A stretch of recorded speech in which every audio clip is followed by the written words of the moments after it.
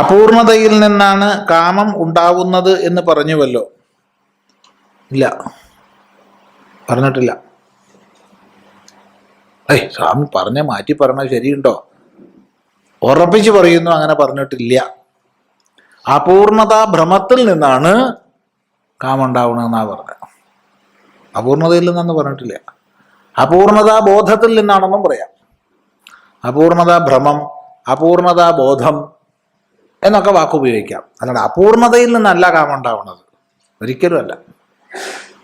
കാരണം അപൂർണത ഇല്ല.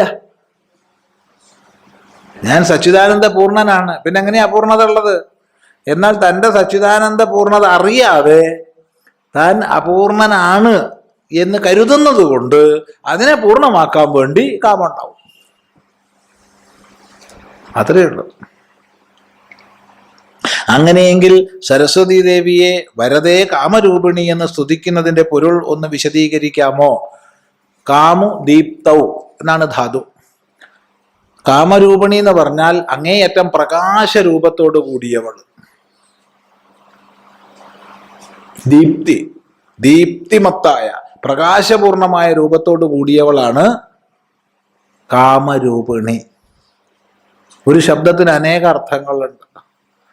മറ്റൊന്ന് കാമിക്കത്തക്ക രൂപത്തോട് കൂടിയവൾ, അങ്ങേയറ്റം സൗന്ദര്യധാമമായവൾ എന്നും അർത്ഥം.